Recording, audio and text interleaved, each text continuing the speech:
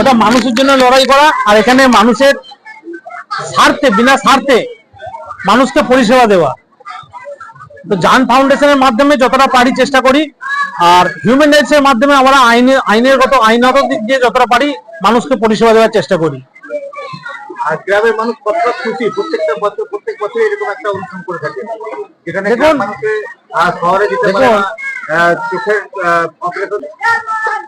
এর আগের বছর আমরা 300 লোকের চোখের পরিষেবা দিয়েছিলাম, তার মধ্যে 45 জনের অপারেশন করেছিলাম।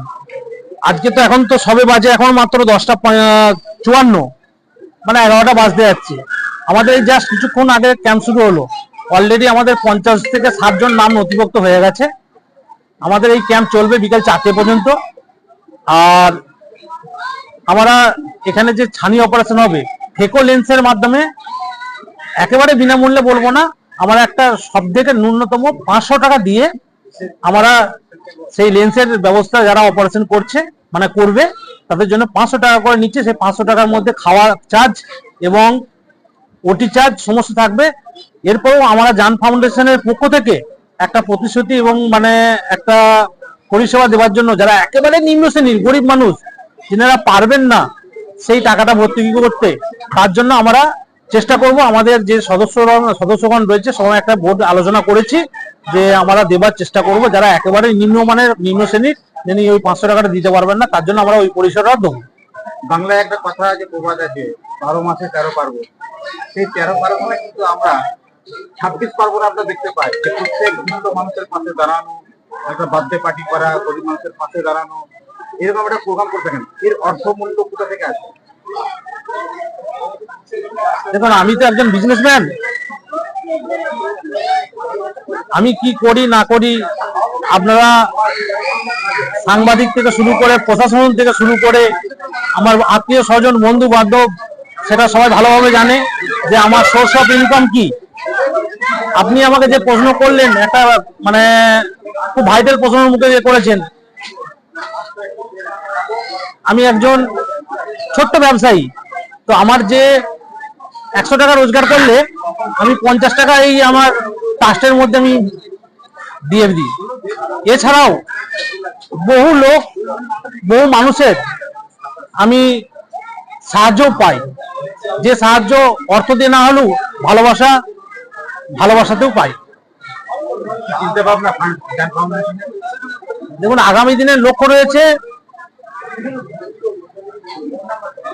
একটা বৃদ্ধাশ্রম করা, আগামী দিনের লক্ষ্য রয়েছে একটা হসপিটাল করা, আগামী দিনের লক্ষ্য রয়েছে একটা কলেজ করার, যেখানে বিনামূল্যে ছাত্রছাত্রীরা বিএড বা ডিএড এই কলেজ সুবিধা মানে পড়তে পারবে, এরকম লক্ষ্য রয়েছে।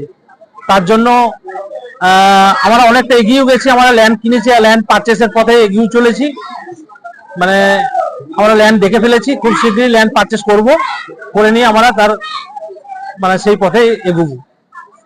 কতটা খুশি পান? এটা আমার স্বভাব।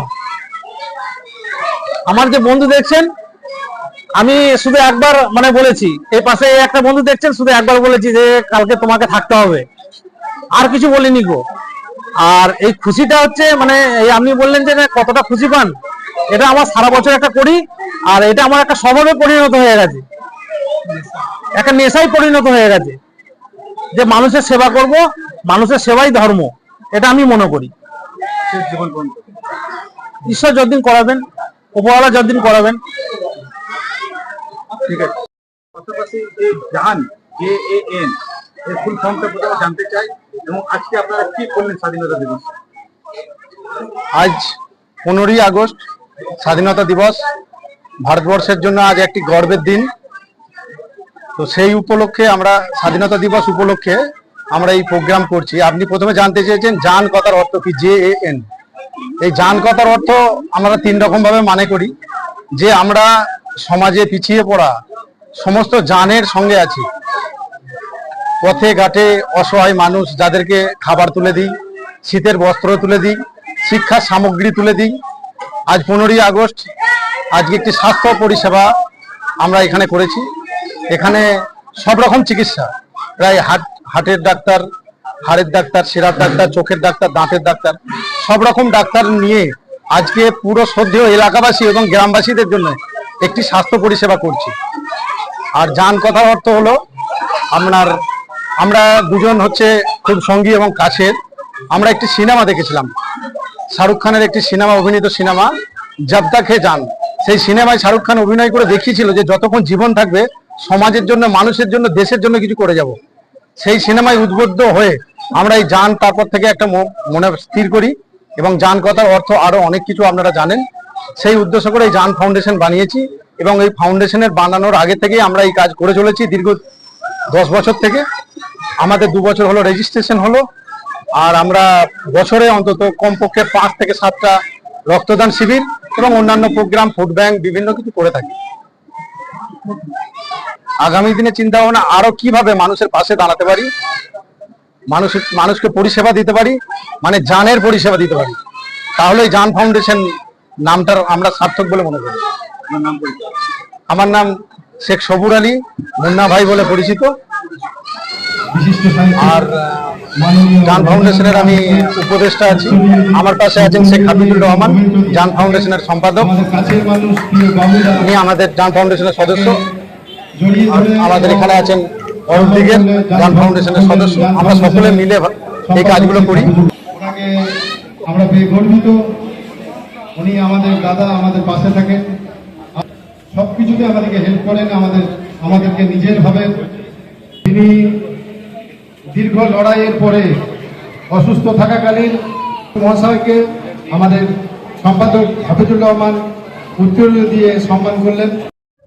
আমাদের দাবা ইন্ডিয়া জেনারেল মেডিসিনের তরফ থেকে আমরা এখানে আমরা বিনামূল্যে সুগার, প্রেশার এবং ওয়েট আমরা চেক করে দেবো।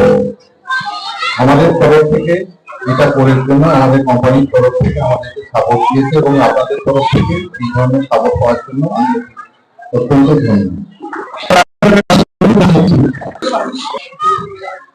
তো আমরা ওনাকে সর্বোচ্চ সম্মান জানিয়ে প্রদান করে সম্মান করলেন। তিরঙ্গা ব্যাচ পরিয়ে সম্মান করেছেন। আমাদের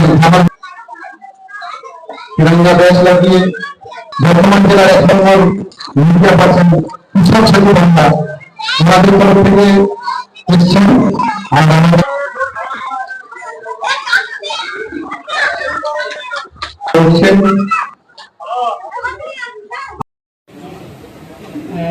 দ্বিতীয় প্রতিষ্ঠায় আজকে ভারতের 79তম স্বাধীনতা দিবসে দুলাল ভাইয়ের সঙ্গে আসতে পেরে আমি তো আবেগে আপ্লুত যে এরকম একটা কর্মযজ্ঞ চলছে। তো সেই বিষয়টা, আর আমার এদিকে 2 ভাই বসে আছেন যারা এই কর্মযজ্ঞের সঙ্গে আরো নিজেদেরকে আরো বেশি করে জড়িয়ে এখন ভারতবর্ষের এই স্বাস্থ্য সেবার অন্যতম মুখ হয়ে উঠেছে। তাদেরকে ধন্যবাদ জানাই। গ্রামের মানুষ এইভাবে সুযোগ সুবিধা পাচ্ছেন, এটাও আমাদের কাছে গর্বের বিষয়। আর যারা ডাক্তারবাবু এসেছেন, সঙ্গে যারা অন্যান্য স্বাস্থ্যকর্মী আছেন, তাদের প্রত্যেককে অভিনন্দন জানাই।